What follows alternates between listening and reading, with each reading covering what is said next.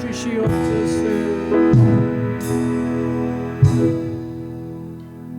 주님, 진리의 말씀으로 우리가 진정 자유와 해방과 치유를 누리게 해 주시옵소서. 예수 그리스도 이름으로 기도합니다. 아멘. 오늘 주시는 말씀을 찾아서 교독으로 봉독하겠습니다. 마태복음 8장 23절부터 27절에 있는 말씀입니다. 예. 읽을 때에 교독으로 읽겠습니다. 신약 성경 12쪽을 펴주시기 바랍니다.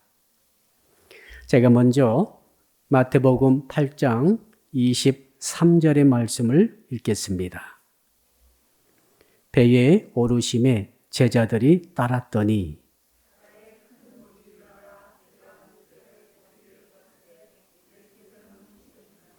그 제자들이 나와 깨우며 이르되 주여 구원하소서 우리가 죽겠나이다.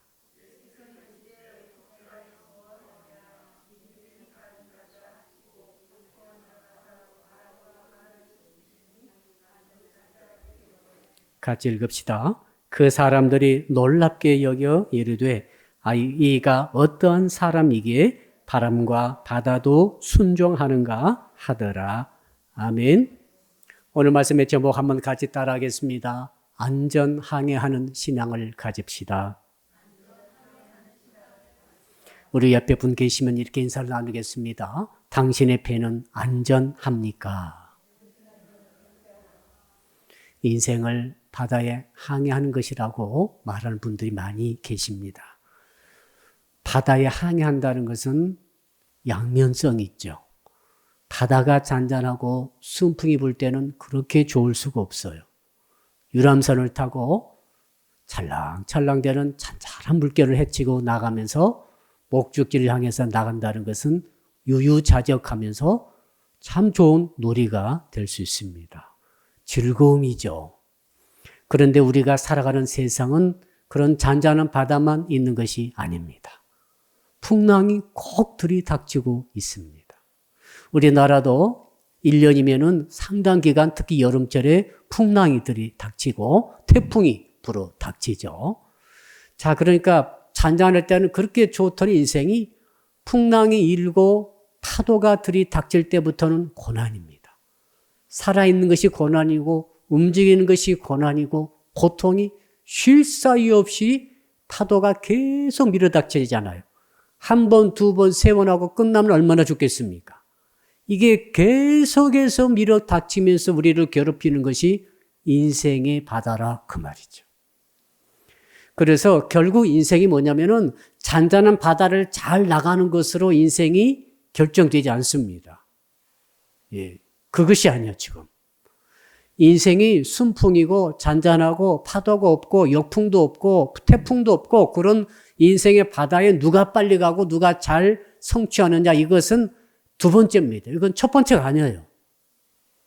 진짜로 중요한 인생의 승패의 비결이 뭔가 하면은 풍랑이 일 때에 어떻게 대응해 가느냐, 어떻게 헤치고 나가느냐, 역풍이 불어닥칠 때 어떻게 그 역풍에도 불구하고 목적한 목적지로 제대로 갈 수 있느냐, 이것이 인생 승패의 관건이라 이 말입니다.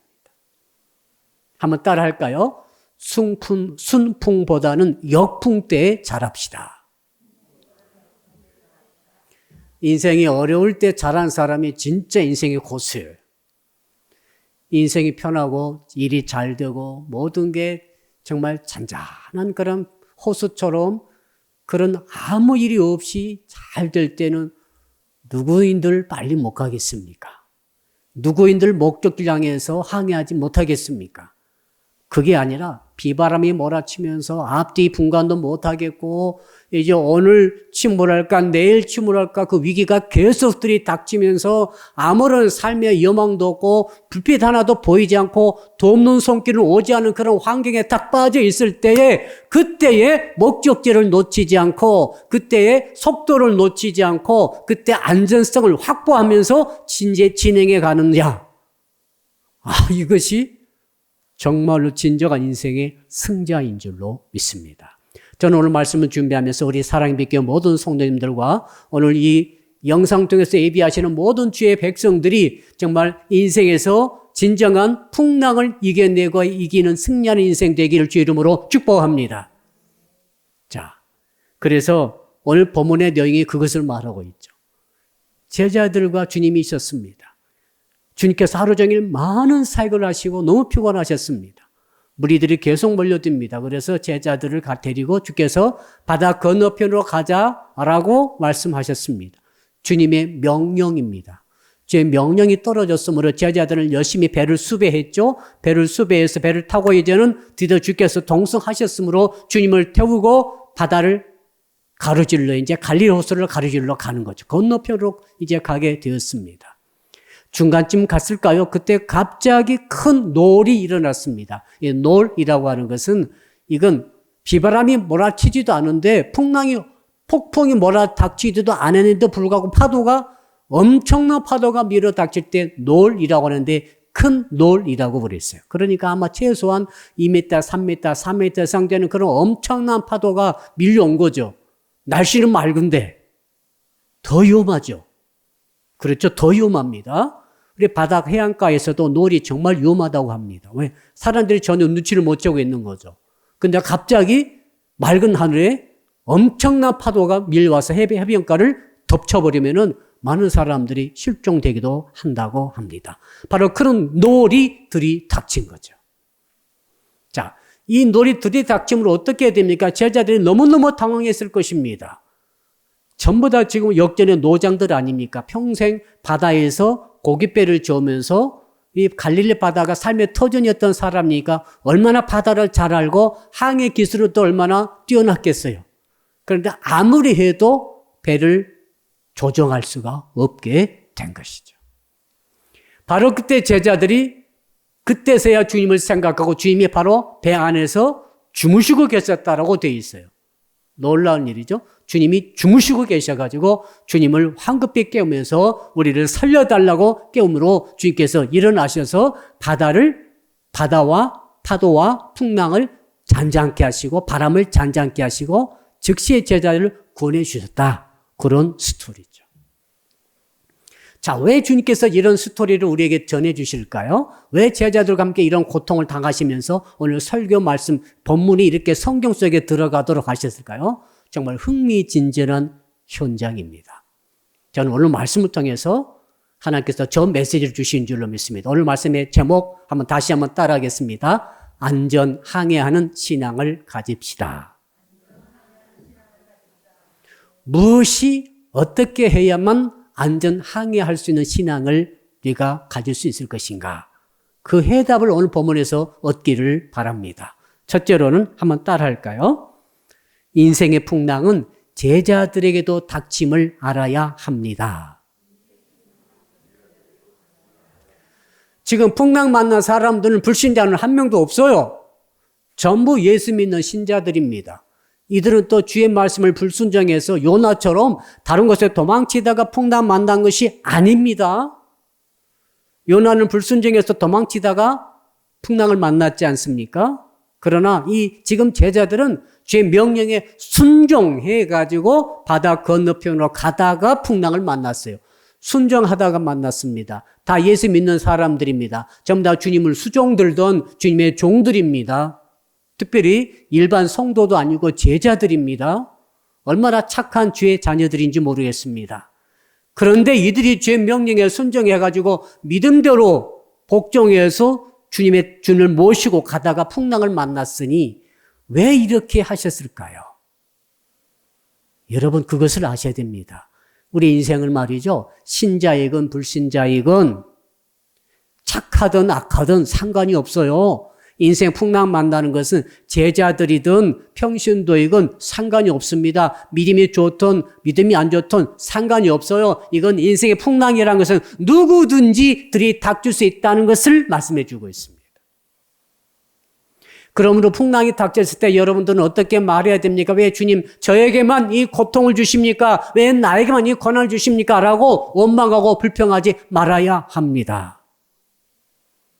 하나님께서는 우리 신자이건 불신자이건 모든 인생들에게 인생의 풍당을 허락하심으로써 하나님의 살아계심을 드러내고자 하시는 것이죠.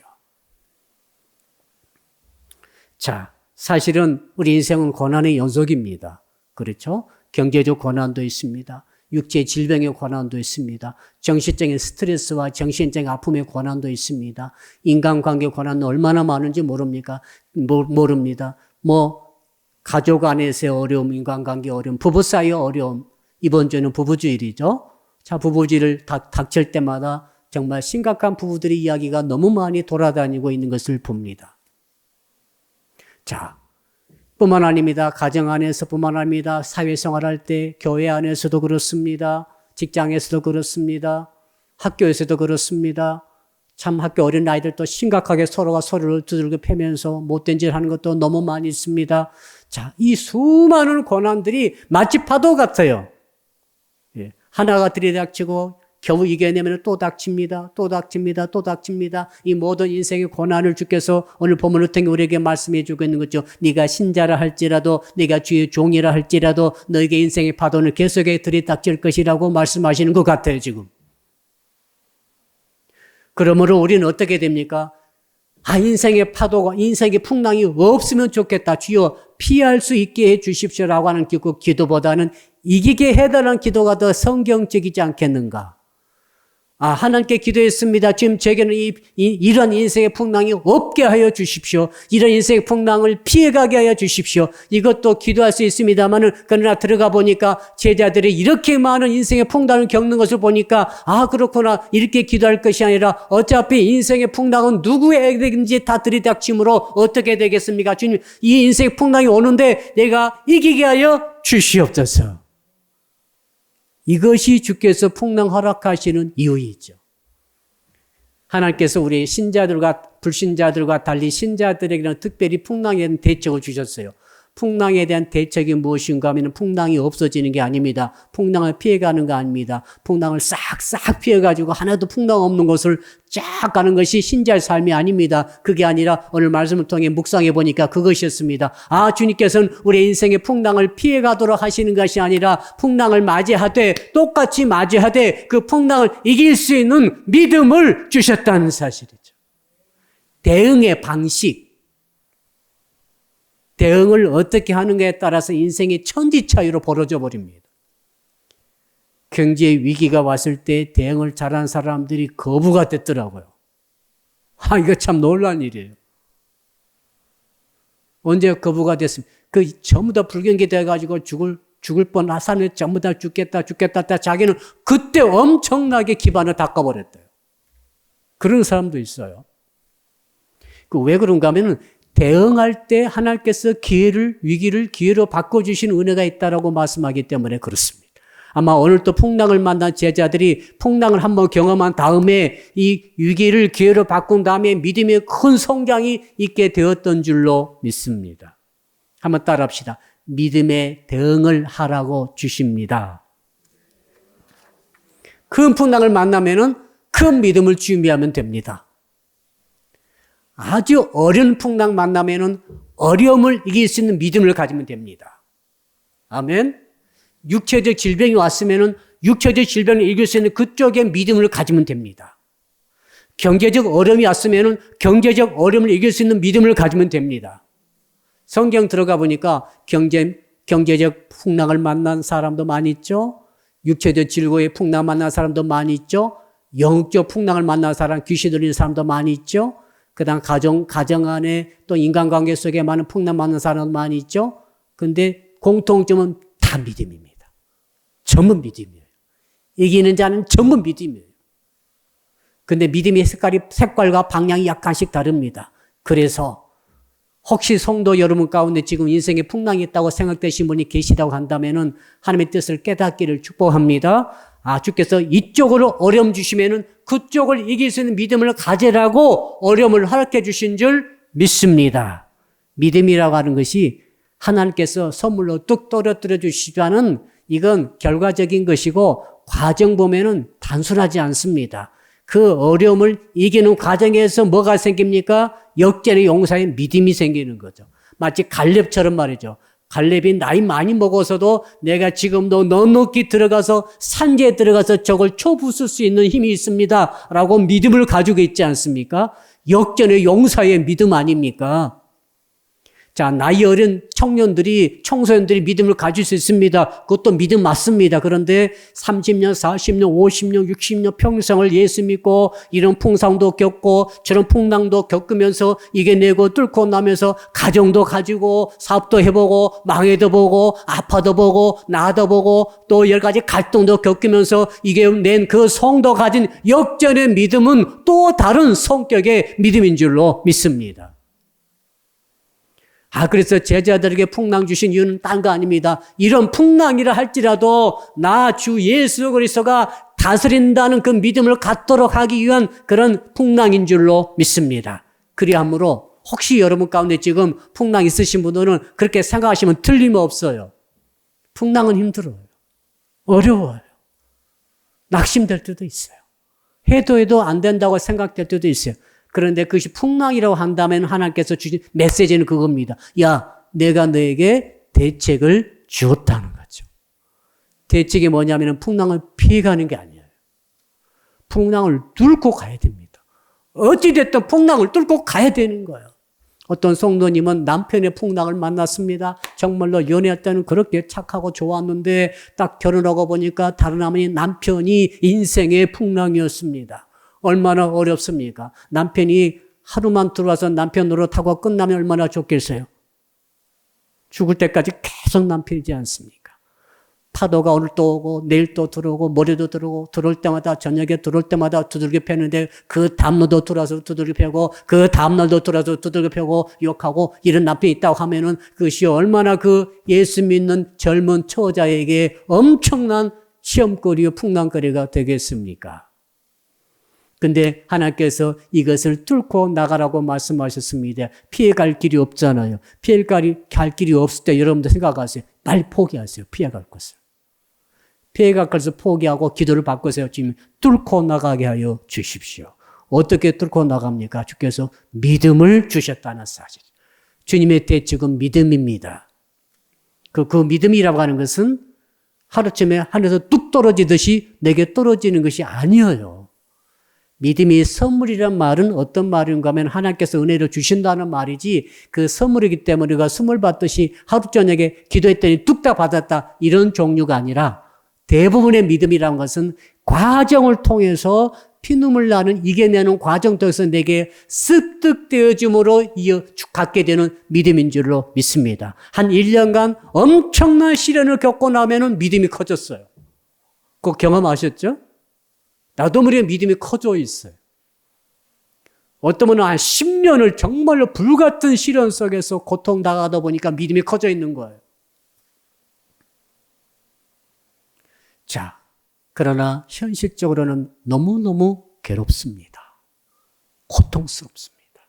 그 일전에 어떤 전화에 오신 그 자매님께서 정말 살고 싶은 생각이 이만큼도 없어져가지고 모든 것을 포기하고 죽을 준비를 하고 있는 그런 자매님이 계셨어요. 얼마나 괴로우면 그러겠어요. 자, 정말 그 자매님이 하나님을 아버지로 예수를 구주로 믿는다고 한다면은 우리가 확실히 믿기로는 그 딸에게 이미 하나님께서 믿음의 대책을 주셨다는 사실입니다. 아멘. 다른 게 아닙니다. 자기는 믿음이 하나도 없다고 그래서 죽을 수밖에 없고 죽어 마땅하다고 생각했지만은 그러는 말씀을 비춰보니까 그게 아니라 당신에게는 하나님의 딸입니다. 당신에게 믿음이 있다는 것이고 그 믿음의 심지를 붙들고 일어나서 그 풍랑을 뚫고 나가라고 하시는 메시지가 그 딸에게 주어진 줄로 압니다. 오늘 밤에 여러분 메시지를 통해서 주께서 내게 주신 풍랑을 이길 수 있는 믿음이 있는지를 확인하시기를 주 이름으로 축복합니다. 그러므로 그런 말 하지 않습니까? 신자에게 있어서 이 주께서 주신 믿음이라고 하는 것은 주님이 함께하고 계시다는 믿음이죠. 한번 따라할까요? 주님이 함께 하신다는 것을 믿어야 합니다. 여러분, 우리 인생에 주님이 우리 배에 동승해 계시지 않으면 우리 인생은 끝장이에요. 우리가 임종의 순간에 주님의 내 인생이 없었다는 사실이 밝혀지게 되면 그 인생은 끝장이에요. 예수 믿는 사람의 가장 기본적인 믿음이 뭐냐면은 풍랑 뚫고 나갈 수 있는 믿음이 뭐냐면은 지금 풍랑 만난 내 인생의 배에 예수 그리스도께서 동승하고 계시다는 사실을 믿는 것입니다. 한번 따라 할까요? 주님이 저와 함께 동행하고 계십니다. 저는 440장 찬송이 생각이 났습니다. 어디든지 예수 나를 이끌면 어디든지 예수 함께 가려네. 예수 함께 아니 가면 낙없고 예수님과 동행하면 겁없네. 어디를 가든지 두려움 없네. 가는 길이 위태하고 험해도 어디든지 예수 함께 가려 하네. 할렐루야. 440장이 오늘 주신 말씀 통해 주시는 저희의 믿음의 고백인 줄로 믿습니다. 예수님과 동행하게 되면 어디를 가든지 무엇을 하든지 겁이 없고 두려움 없이 이기게 되는 줄로 믿습니다. 반대로 예수께서 우리와 함께하지 않으신다고 한다면 어디 가든지 불안합니다. 무엇을 하든지 승리를 장담할 수가 없는 것입니다. 엄청난 위기이죠. 그게 제일 위기이죠. 풍랑이 위기가 아니라 주님 없이 혼자 가는 것이 이것이 위기입니다. 그래서 오늘 주께서 우리에게 주신 말씀은 네가 풍랑 이기려면 너의 인생에 내가 현재적으로 동행하고 있다는 사실을 믿느냐라고 물으십니다. 오늘 밤에 이것을 확인할 수 있기를 주 이름으로 축복합니다. 그러므로 외로워하지 마시기를 바랍니다. 어쩔 때는 외로울 때가 있죠. 무서울 때도 있지만은 고독할 때가 더 괴로운 것 같아요. 무서움증은 금방 사라진 것 같지만 외로움과 고독은 계속 우리를 뼈가 시리게 파고드는 것 같아요. 여러분 그럴 때 예수 믿으신 여러분이라고 한다면은 지금 내가 너무너무 외로운데 이 외로움의 순간에 내 배 한켠에 주께서 계시다는 사실을 믿음으로 확인할 수 있기를 바랍니다. 그러므로 그 고독과 그 외로움을 주님과 함께 즐기는 거예요. 저는 이 믿음으로 풍랑을 이겨내시기를 주 이름으로 축복합니다. 두 번째, 풍랑을 이기려면 어떤 믿음을 가져야 되는가? 한번 따라합시다. 주의 이름을 다시 한번요. 주의 이름을 부르짖음으로 주님을 깨워야 합니다. 자, 이제 제자들이 배를 타고 가는데 풍랑을 만났습니다. 오늘 말씀 보니까 큰 노을이 일어나 배에 덮이니라고 되어 있어요. 덮이니. 영어 성경 보니까 covered with. 배가 이렇게 있으면은 배 위로 물결이 넘어 들어와가지고 배점만 넘어오는 게 아니라 배 위로 넘어와가지고 커버 친 것처럼 되어버렸다. 자, 그런 배가 어떤 상태인가 아시겠죠? 풍랑이 엄청나게 큰 풍랑이 일어났어요. 그리고 풍랑은 이 배를 삼켜버릴 정도입니다. 배가 벌써 물이 그 위로 덮쳐버렸으니까 커버가 바다 물결로 씌워져 버렸으니까 배는 이제 조금 오면은 침몰하게 되어 있습니다. 그런 상황까지 제자들은 있는 힘을 다해서 전신 전력 다해서 모든 평생의 항해 기술을 총동원해서 배를 살려보려고 애를 썼을 것입니다만은 안 되는 거예요. 그때 퍼뜩 생각나는 게 주께서 저쪽에 주무시고 계신 것입니다. 여러분 주님 대단하시죠? 파도가 일어가지고 그 호수 물이 전부 다 뒤덮어서도 잠을 깨지 아니하시고 주무시고 계셨어요. 오늘 말씀 보니까 정말. 그래서 제자들이 뭐라고 합니까? 여러분 거기 본문 한번 볼까요? 어떻게 했는지. 자, 25절 같이 읽읍시다. 시작. 그 제자들이 나와 깨우며 이르되 주여 구원하소서 우리가 죽겠나이다. 그러니까 얼마나 다급한지 우리가 죽겠다고 주님을 깨운 것이죠. 주의 이름 부르면서. 다른 성에 보니까 주의 이름으로 부르짖으면서 주여 하면서 부르짖은 거죠. 왜? 주님이 주무시고 계시니까. 정말 주님은 피곤하셨어요. 제가 이 성경 전에 쭉 읽어보니까 어떤 일을 하셨는가 하면은 우선 아마 점심때쯤은 베드로의 장모 집에 들렸습니다. 베드로 장모가 열병에 걸려가지고 지금 같으면 장티푸스, 열병. 정말 온몸이 쑤시면서 죽을 듯 아프면서 설사를 해야 되는 그런 병. 정말 어려운 병이죠. 그 병에 걸려있는 베드로의 장모를 보고 주께서 손을 잡아 일으키심으로 깨끗이 고쳐주신 줄로 믿습니다. 그러니까 그 베드로 장모가 일어나가지고 주님을 수종드렸어요. 점심을 해드린 거예요. 제자들과 함께.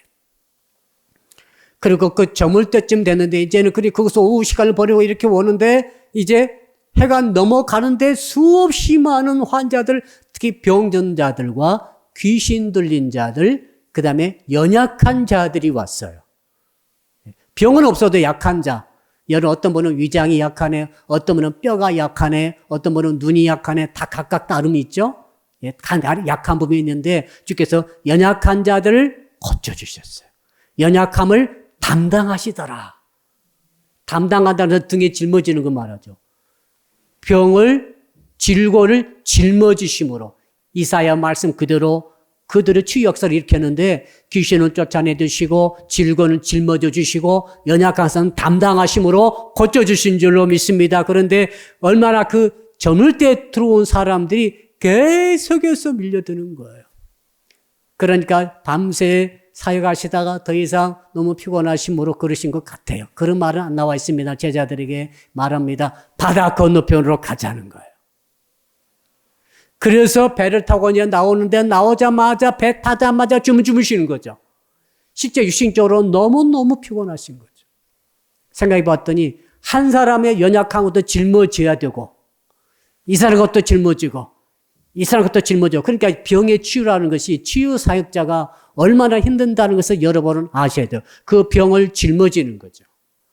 예수께서 짊어지시지만 치유 사역자는 그 짊어질 수 있도록 중개 역할을 하기 때문에 같이 이 일을 감당하는 거죠. 쉬운 게 아니에요. 이게. 굉장한 영적 노동이요, 정신적인 피곤하며 육체적 노동이 실제로 필요합니다. 그래서 연약함을 짊어지시고 병도 담당하시고 그리고 귀신도 쫓아내시니까 영적 싸움이잖아요. 이것도. 야, 우리 주님 피곤하심에도 불구하고 제자들이 깨우니까 그때서 일어나셨습니다. 저는 이게 신기하죠. 아, 주님이 모르셨어요. 찬물이 이렇게 확 오면은 웬일이라고 일어나셔가지고 풍랑이 일고 있네. 풍랑아 잔잔하라 해가지고 즉시 잔잔케 하셨더라면 얼마나 좋았을까요? 그런데 풍랑이 일어나가지고 제자들이 당신을 깨울 때까지 가만히 계셨다는 사실이에요. 알고도 가만히 계셨는지 모르고 가만히 계셨는지 너무 피곤하셔서 주무시느라고 모르고 계시는지 그건 모르겠어요. 그건 나와 있지 않습니다만 확실한 것은 주께서는 풍랑이 일어가지고도 왔다 갔다 할 때도 가만히 계셨어요. 언제까지? 제자들이 죽겠습니다 라고 부르고 깨울 때까지 가만히 계셨어요. 놀라운 사실 우리에게 선포해 주고 있습니다. 여러분 문제가 닥치면 주님을 깨워야 할 줄로 믿습니다. 깨운다는 것이 뭡니까? 깨우는 것이 믿음이에요. 한번 따라합시다. 깨우는 것이 믿음입니다. 깨우지 않는 것은 믿음이 있는데 쓰지 않는 거예요. 쓰지 않는 믿음, 가만히 모셔둔 믿음. 어떤 집에 아파트에 화재가 확 일어났어요. 여러분 아파트에 여러분 소화기 있으시죠? 집에 찾아보면 소화기 한 개씩 다 놔뒀어요. 불이 일어나가지고 난리가 났어요. 이제 아주 위험해요. 문 밖으로 나갈 수도 없는 지경이 있어요. 그러면 빨리 소화기를 틀어서 꺼야 될 것 아니며 그런데 소화기를 그대로 놔두고 쓰지 않고 그대로 놔두고 불에 타서 죽었다 하면은 얼마나 어리석은 일입니까? 소화기가 왜 있겠어요? 불이 날 때 써라고 있는 것 아닙니까? 왜 주께서 우리에게 믿음을 주셨어요? 풍랑이 일어날 때 주님을 깨우라고 믿음을 주신 줄로 믿습니다. 내가 풍랑 자체를 잔잔케 할 수는 없으되 주님이 잔잔케 할 수 있기 때문에 우리는 주님을 깨우는 믿음이 필요한 것입니다. 저 북한강 가가지고 강아 갈라지라 하지 마세요. 우리는 주님을 깨우면 되는 것입니다. 경제적 위기가 닥치고 경제적 풍랑이 닥쳤습니까? 주님을 깨우십시오. 주여 일어나시옵소서. 제가 죽겠나이다. 지금 경제 풍랑이 닥쳐가지고 우리 온 식구가 다 죽게 되었나이다 라고 주께서 깨어나시면은 그 경제 풍랑을 잔잔케 하시는 역사가 있는 줄로 믿습니다. 육체 질병의 환란, 풍랑, 또 가족 간의 풍랑, 인간관계 풍랑, 여러 가지 종류의 풍랑이 있을 때 여러분은 그 분야에서 주 예수 그리스도를 깨우시기를 바랍니다. 가만히 놔두고 있는 나 믿습니다 하고 가만히 있으면 안 되는 거예요. 지금 그것을 가르쳐주고 있습니다. 사랑하는 성도 여러분, 데일 카네기라는 사람이 근심이여 안녕이라는 책을 적었는데 거기에 나오는 이야기입니다. 그 부인이 말이죠. 부인의 남편이 사바다가 부도가 나가지고 다 망하고 도망가 버렸어요. 피신한 거죠, 소위. 숨어버렸어요. 자기한테도 연락을 못합니다. 집은 다 날아갔습니다. 자식들은 커갑니다. 학교도 다니는데 정말로 어려웠어요. 자식들이 문방구에서 훔치다가 돈이 없으니까 또 파출소에 끌려가고 이런 일이 날마다 반복되며 집은 나가야 되고 정말 죽을 수밖에 없다는 생각을 하고 죽을 작정을 했어요. 그리고 어떻게 죽을까? 가스를 틀어놓고 다 원식구 다 죽기로 했어요. 가스를 틀어놓고 이제 정신이 오락가락 하고 있는데 그때 바로 이웃에서 아마 목장 모임을 했던 것 같아요. 찬송가 소리가 들려오는데 우리가 잘 아는 찬송가 337장 내 모든 시험 무거운 짐을 주 예수 앞에 아뢰면 근심에 쌓인 날 돌아보사 내 근심 모두 맡으시네. 무거운 짐을 나 홀로 지고 견디다 못해 쓰러질 때 불쌍히 여겨 구원의 줄리 은혜의 주님 오직 예수. 한번 따라합시다. 오직 예수. 믿음이라는 게 말이죠. 오직 예수예요. 그 정말로 긴박한 위기와 풍랑 속에서도 예수 이름 부를 수 있는 것이 예수 이름 불러서 깨우는 것이 이것이 다름 아닌 믿음이에요. 자, 그러니까 이 찬송이 딱 들리니까 어떤 생각이 퍼뜩 일어납니다. 자, 믿음의 생각이 이제 들어옵니다. 보십시오. 왜 내가 죽을 생각을 했는데 오직 예수는 죽을 생각했겠어요? 너무 어려우니까. 그런데 왜 기도할 생각은 못했는가? 이것이 생각이 나더랍니다. 최초 일어난 생각이에요.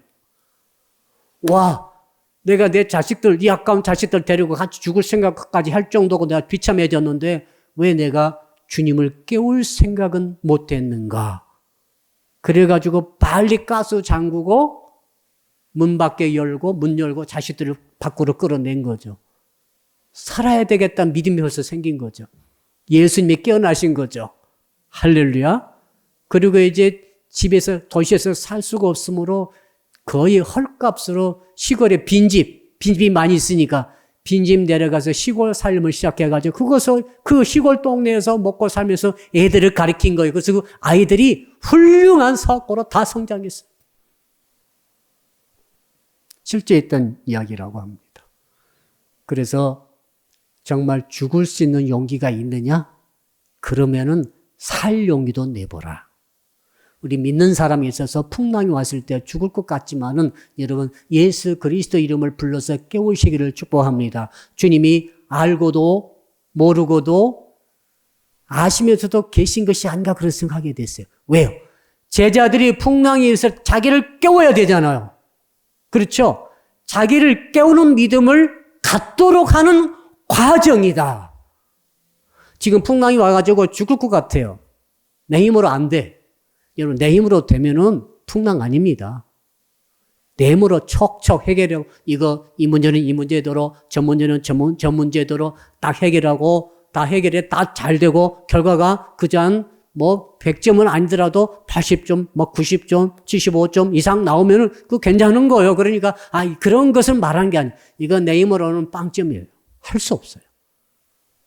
그러나, 그런 절망적인 상황 속에서 주 예수 그리스도의 이름을 왜 내 안에 계신 주님, 이건 내가 믿고 있어요. 주님을 깨우시기를 주 이름으로 축복합니다. 올밤에 부르짖어 기도할 때 주 예수 그리스도를 깨우시기를 주 이름으로 축복합니다. 마지막 세 번째로 어떤 믿음을 가져야 되는가? 첫 번째 믿음은 주께서 내 인생에 동승하고 계시다는 사실을 믿을 것. 두 번째는 동승하시는 주님을 믿고만 가만히 계시면 안 된다는 거예요. 풍랑이 있을 때 주님을 주 예수 그리스도 이름을 부르짖음으로 주님을 깨우는 믿음을 가져야 된다. 마지막 세 번째는 한번 따라할까요? 풍랑을 무서워하지 말아야 합니다. 주께서 즉 일어나셨어요. 이제 일어나셔가지고 뭐라고 하시는가 하면은 즉시로 파도를 잔정하시기 직전에 하신 말씀이 이제 26절에 있습니다. 여러분 26절 같이 읽읍시다. 시작. 예수께서 이르시되 어찌하여 무서워하느냐 믿음이 작은 자들아 하시고 곧 일어나사 바람과 바다를 꾸짖으시니 아주 잔잔하게 되거늘. 자, 어찌하여 무서워하느냐? 무서워하는 것을 말씀하셨습니다. 두 번째로는 믿음이 작은 자들아. 여기서 우리가 알 수 있는 게 있습니다. 믿음이라고 하는 것이 큰 믿음이고 작은 믿음이 있다는 것을 알게 되었습니다. 작은 믿음은 구원받는 믿음입니다. 작은 믿음은 주께서 내 인생에 함께 하신다는 믿음입니다. 이건 기본적인 믿음이에요. 예수를 구주로 믿게 되면 우리가 기본적으로 내 인생에 영원히 주님께서 함께 하신다는 것을 믿게 되는 줄로 믿습니다. 구원받는 믿음, 이건 작은 믿음이라 이 말이죠. 왜 작은 믿음인고 하면은 풍랑이 일어났을 때 풍랑을 뚫고 나갈 수가 없다 이 말이죠. 풍랑이 무서워져 버리면은 작은 믿음이에요. 근데 큰 믿음은 풍랑을 무서워하지 않게 되는 믿음. 무슨 말인가 하면은 이제 능력으로 삶의 현장에 나타날 수 있는 믿음, 실제적인 문제를 해결하는 믿음, 실질적으로 풍랑이 왔을 때 예수 그리스도를 깨우는 믿음. 자, 경내 풍랑이 와고 육체의 질병의 풍랑이 오고 가정의 풍랑이 왔을 때 실질적으로 이것을 해결하려면은 작은 믿음만 갖고 있어도 됩니다만, 그런데 그 작은 믿음 가지고는 해결이 잘 안 된다 이 말입니다. 왜 그런가 하면은 작은 믿음이라고 하는 것은 구원받는 믿음에 불과합니다. 중요하지만 구원받는 믿음이에요. 그런데 삶의 현장 속에서 이걸 적용시켜 가지고 구체적인 문제를 뚫고 나가려면은 큰 믿음이 필요한 줄로 믿습니다. 오늘 말씀을 통해 이것을 깨닫게 되었어요. 자, 그래서 제자들에게는 지금 큰 믿음이 없는 거예요. 그래서 주께서 풍랑을 만나게 하셔가지고 이 과정을 경험하도록 하신 줄로 믿습니다. 제자들이 뭐라고 그랬습니까? 주님을 깨우면서 이렇게 말했지 않습니까? 주여 구원하소서 우리가 어떻게 되었나이다? 죽게 되었나이다. 주님이 계시는데 죽기는 뭐가 죽어요? 그렇죠? 주님이 계시잖아 지금. 근데 우리가 다 죽게 생겼습니다. 주님 좀 도와주세요. 이렇게 말하는데 주여 주께서 도우시면 살겠나이다 이렇게 기도를 했어야 되죠. 죽겠다면 죽는 수가 있어요. 예, 그렇죠? 우리가 여러 번 제가 말씀을 드렸지 않습니까? 민수기 14장 28절 여호와의 말씀에 내 삶을 두고 맹세하노라. 너희 말이 내 귀에 들린 대로 내가 너희에게 행하리라. 내가 죽겠습니다 하면 죽여줄 수가 있는 거죠. 죽도록 허락해버릴 수가 있어요. 절대로 죽겠다는 말 하지 마세요. 망한다는 말 하지 마시고 죽겠다는 말 하지 마시고 안 된다는 말 하지 마시고 여러분 부정적인 말을 하지 않기를 축복합니다. 이건 긍정의 철학이 아닙니다. 주님의 말씀이요. 내 귀에 들린 대로 내가 너에게 해줘도 되겠니? 그래서 여러분 죽겠다고 하시겠어요? 그래도 우리 집은 망했습니다. 내 인생은 틀렸습니다. 나는 안 됩니다. 함부로 말하지 마세요. 하나님이 계시기 때문에 그래요. 그래서 죽겠나이다 하니까 주께서 하신 말씀이에요. 뭐가 죽겠다는 말이냐 지금. 믿음이 작은 자들아 어찌하여 이 풍랑을 무서워하느냐 이렇게 말씀하셨어요.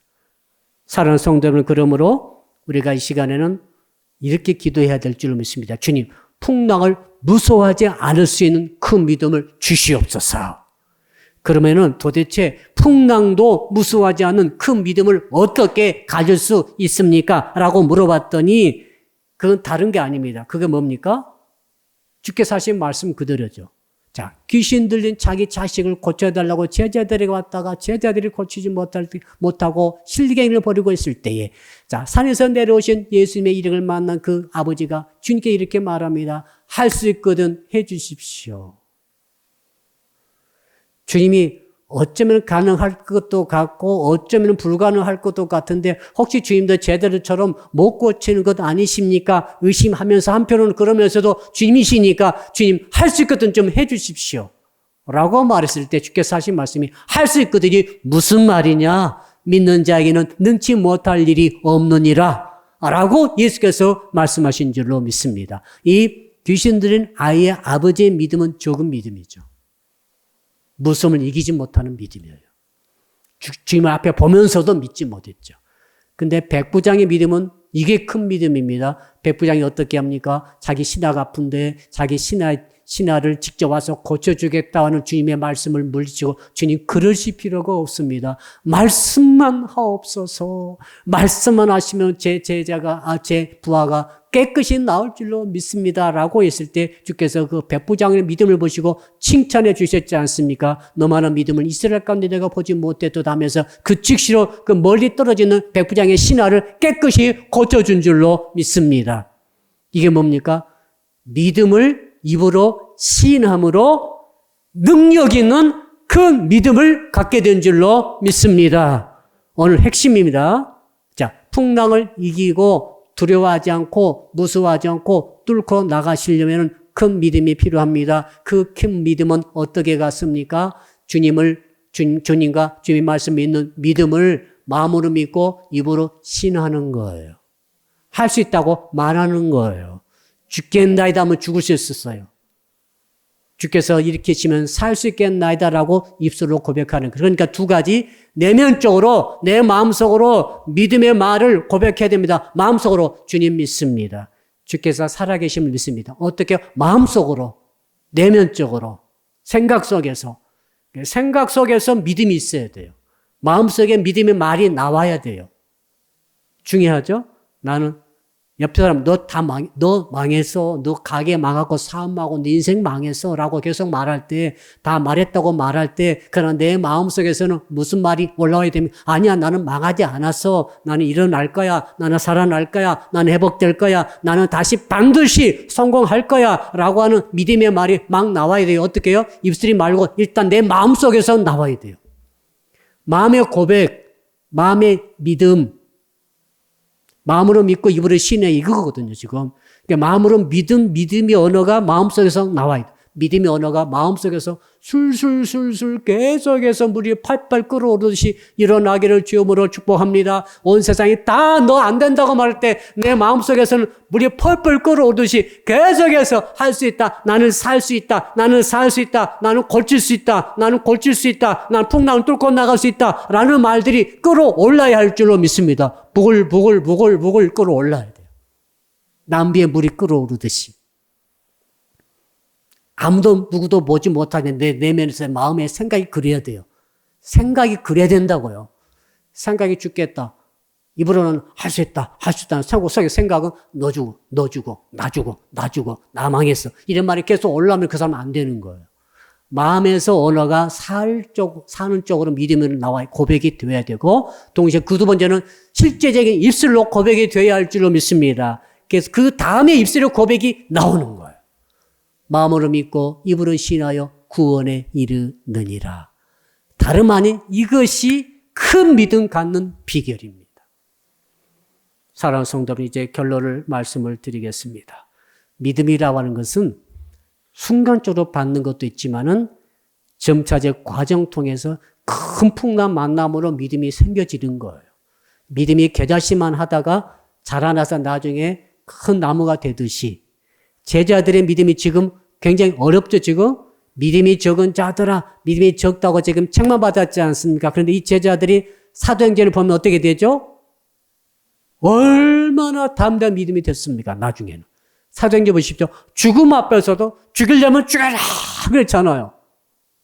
주의 복음을 증거하기 위해서 내 생명을 조금도 귀한 것으로 여기지 아니하노라. 사도 바울 고백 처음부터 그런 것 아닙니다, 여러분. 자, 제자들 처음부터 믿음은 좋은 게 아니었습니다. 처음에 믿음이 적었다고 그랬잖아요. 지금 풍랑 보고도 덜덜덜 떨고 그랬지 않습니까? 나중에는 죽음 앞에서도 십자가 앞에서도 담대하게 나가서 죽음을 뚫고 핍박을 뚫고 나가서 땅까지 가서 순교하면서 예수 그리스도를 증거하는 가장 믿음이 큰 사도들이 된 줄로 믿습니다. 왜 그렇게 해서 마음으로 믿는 바를 계속해서 입으로 시인해서 감으로써 이런 믿음의 큰 믿음의 역사가 일어나게 된 줄로 믿습니다. 이 믿음이 바로 오늘 저와 여러분이 꼭 기름 부음 받아야 할 큰 믿음의 기름 부음인 줄로 믿습니다. 이제 결론 내립니다. 다 이렇게 되시고 주께서 이제 고쳐주셨죠. 마지막 26절 같이 26절과 27절 두 절을 읽어보겠습니다. 시작. 예수께서 이르시되 어찌하여 무서워하느냐 믿음이 작은 자들아 하시고 곧 일어나사 바람과 바다를 꾸짖으시니 아주 잔잔하게 되거늘 그 사람들이 놀랍게 여겨 이르되 이가 어떠한 사람에게 바람과 바다도 순종하는가 하더라. 주께서 꾸짖었죠. 윗사람이 밑에 사람 꾸짖듯이 주님께서는 바다와 파도를 꾸짖으셨습니다. 왜요? 주께서 창조하신 피조물이 있지 않습니까? 주님이 위에 창조주로 계시고 피조물을 향해서 명령을 하시는 것이죠. 그래서 어떻게 됐습니까? 아주 잔잔하게 되거든요. 그러니까 자, 여러분 이게 무슨 말인가 하면은 자, 바람이 막 불어오다가 바람이 멈췄어요. 그러면은 파도는 어떻게 되죠? 파도를 계속 일렁이는 거예요. 바닷가 사시면 잘 아시죠? 장로님 그러시죠? 장로님, 이렇게 바람이 불어와요, 지금? 바람이 안 불어요. 근데 파도는 상당 기간은 계속 출렁이죠. 왜 그렇습니까? 이미 저쪽에서 또 바람을 받았던 파도이기 때문에 계속 풍랑이 이제 일렁이고 있는 것이죠. 그러다가 상당 기간 바람이 불지 않고 있으면 그때 이제 풍랑도 바다도 잔잔해지는데 오늘 말씀은 그게 아니라 바람이 그치는 즉시 파도도 즉시로 잔잔해져 버리는 거예요. 할렐루야. 이거 기적 중에 기적이죠. 사람들이 이런 것을 본 적이 없는데 놀래가지고 이거 어떤 사람이길래 두 가지로 말하지 않습니까? 바람도 순종하는데 저 바다까지도 즉시 순종하는가? 그 뜻이거든요. 창조주 예수 그리스도. 그분에 대한 절대 믿음을 가지고 우리 인생에 다가온 모든 풍랑을 이기시기를 주 이름으로 축복합니다. 여러분 두 손 높이 드십시오. 현재 여러분 앞에 어떠한 인생의 풍랑이 들이닥치고 있습니까? 정말 절망적이고 환경적으로는 이길 수 없는 그런 풍랑입니다. 여러분, 나는 풍랑을 이길 수 없습니다. 그것이 경제 풍랑이든 육신의 아픔의 풍랑이든 관계 풍랑이든 세상 세계 어떤 부분의 풍랑이든 간에 내 힘으로 이기기 어렵습니다. 어떻게 파도를 이깁니까, 사람이? 그러나 한 분 이기신 분이 계십니다. 파도를 만드신 분, 풍랑을 만드신 분, 세상 모든 만물을 만드신 분, 바로 우리 주 창조주 예수 그리스도인 줄로 믿습니다. 제자들이 살아날 수 있었던 것은 바로 창조주 예수 그리스도를 깨웠기 때문인 줄로 믿습니다. 오늘 밤에 주의 이름 부르면서 제자들 이상으로 큰 믿음 가지고 예수 그리스도를 깨우시기를 바랍니다. 주께서는 그 부르짖음을 기다리고 계십니다. 깨어나셔서 내 풍랑의 현장에 우리 주님을 초청하여서 잔잔케 되는 그런 복과 은혜가 있기를 축복합니다. 우리 다 같이 주의 이름 부르면서 간절한 10분간 말씀 붙들고 기도합니다. 주여 할렐루야. 아버지 하나님 감사와 찬송과 존귀와 영광을 주께 돌려드립니다.